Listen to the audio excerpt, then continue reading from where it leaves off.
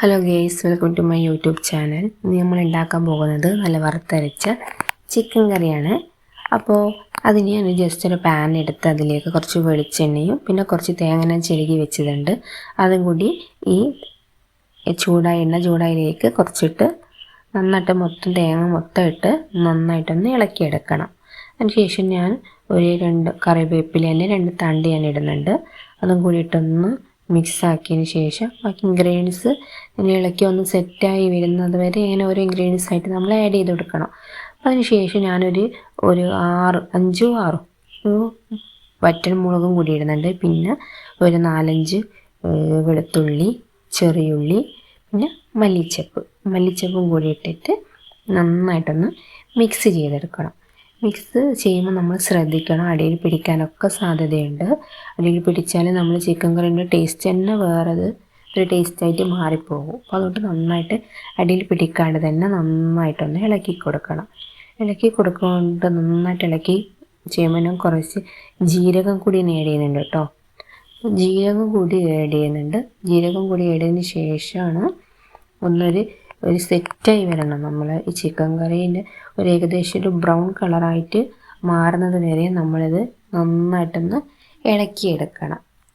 അതിന് മുന്നേ ഞാൻ കുറച്ച് ചിക്കൻ 2 വലിയ ഉള്ളി, 2 തക്കാളി, കുറച്ച് പച്ചമുളകും കൂടി ഇട്ടിട്ട് കുക്കറിൽ നന്നായിട്ട് വേവിച്ച് ഞാൻ വെച്ചിട്ടുണ്ട്. ഒരു 2 3 വിസിൽ വരുമ്പോൾ നമ്മൾ ഓഫ് ചെയ്തിട്ട് ഞാനൊന്ന് ജസ്റ്റ് റെസ്റ്റ് ചെയ്യാൻ വെച്ചതാണ് കേട്ടോ.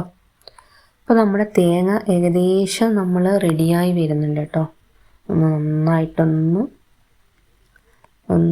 മൂത്തതിന് ശേഷം ഒന്ന് സെറ്റായി വന്നു. ഓക്കെ, റെസ്റ്റ് ചെയ്ത് വെച്ചതാണ്. ഓക്കെ, റെഡിയായി. അതിനുശേഷം ഞാനിത് ഒന്ന് മിക്സിയിലിട്ടൊന്ന് അരച്ചതാണ് കേട്ടോ. കുറച്ച് വെള്ളം കൂടി ഞാൻ മിക്സ് ചെയ്തിട്ടുണ്ട്.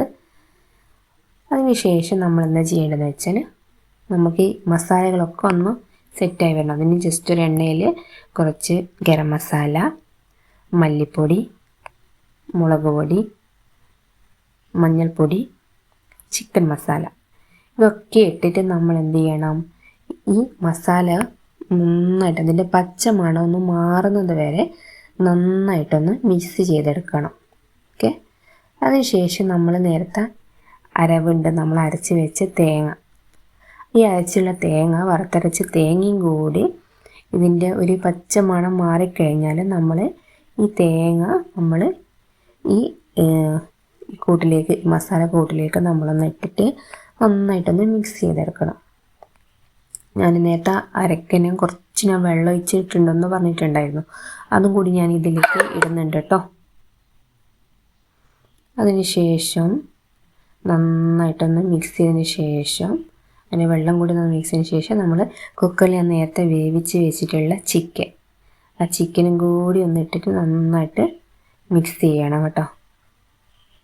നന്നായിട്ട് എല്ലാം കൂടി നമ്മൾ മിക്സ് ചെയ്ത് സെറ്റ് വെച്ചിട്ടുണ്ട്. അപ്പോൾ ഒന്ന് ടേസ്റ്റൊക്കെ നോക്കണം കേട്ടോ. നമ്മൾ ഉപ്പൊക്കെ ഞങ്ങൾ ആഡ് ചെയ്തിട്ടുണ്ട്.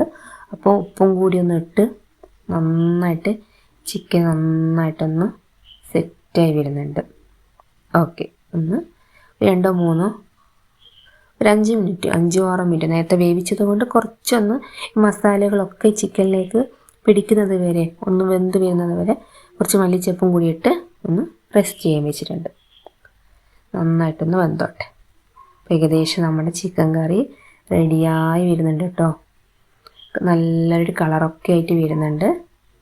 ഓക്കെ, നമ്മുടെ ചിക്കൻ കറി റെഡി. എല്ലാവരും ഒന്ന് ട്രൈ ചെയ്ത് നോക്കണേ.